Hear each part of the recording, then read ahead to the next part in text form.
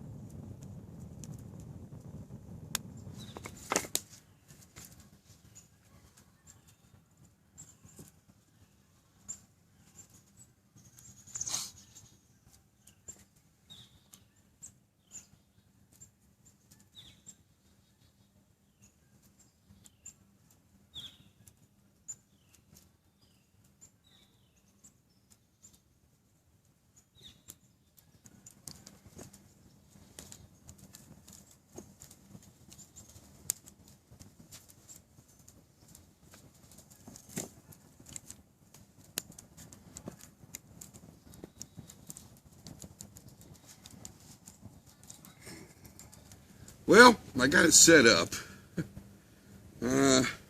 This side, doing great. That side is crooked, and I think it's because there's one of the logs is bigger on one side than the other. It's causing that to happen. I need to straighten that up. I put some dirt behind this one to keep the fire from not coming up the back side here and catching that ablaze. I think this side's going to be perfect, to be honest with you. I need to straighten this one up, and then we just pretty much sit back and see what happens. It's either going to work or be an epic failure.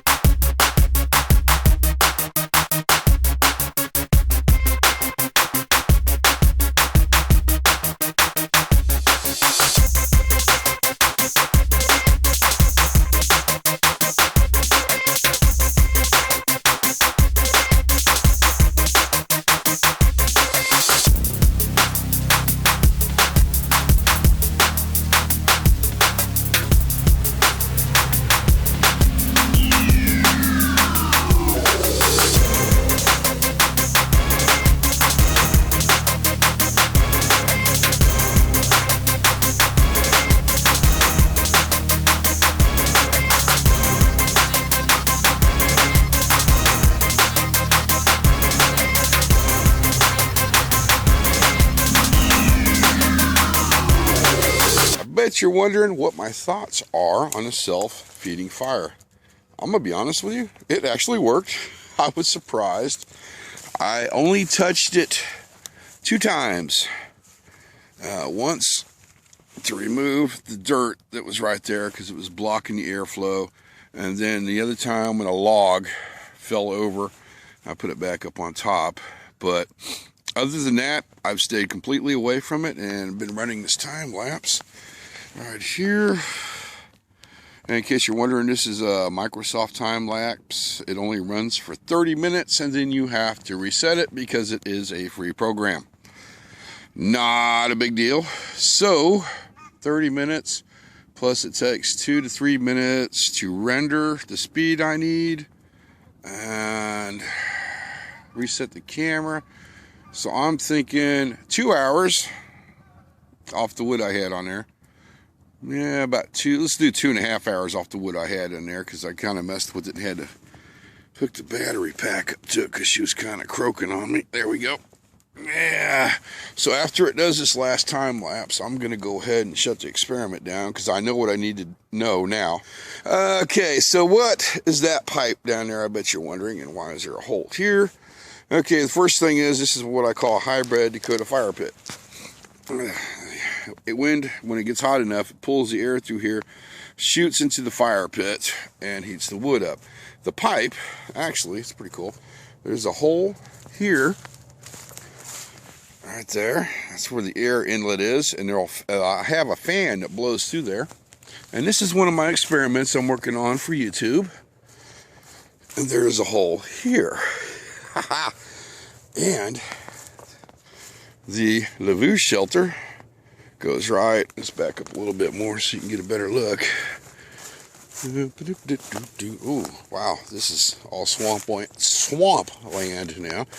The lavush shelter goes boom right there. So what's happening is the heat, or the air is blowing through the fire. The fire is heating up the tube and blowing it shelter. It worked a little bit. It needs a lot of tweaking. So with some ideas from friends on Facebook, I came up with a different design. Basically what's going to happen is there'll be an air inlet, round a Dakota fire pit, be a horseshoe right there, back in to the lavush shelter, one good fan to blow the air through. And let's see, and basically we made a heat exchange. The purpose of the all-night fire, how are we doing on time here? Okay, we're good, is to keep that feeding while I'm sleeping. So what I've learned is this is going to have to be moved in front of the pipe to drop the logs down in there to keep the heat underneath the pipe. The way it is now, the heat is on top of the pipe, defeats the purpose. But am I satisfied this will burn all night long? Yes, I am, without a doubt. All right, so we're going to let this cycle, and then I'm going to pull those out. I think I'm going to leave them here because honestly, it's in the middle of winter. I do not have to worry about anybody finding this location. And I think I'll just stash them over there. In fact, I probably won't even cover the fire pit up because everything is cold, it's wet, and the temperature's dropping like a rock right now. Might throw a little dirt over it just to make sure.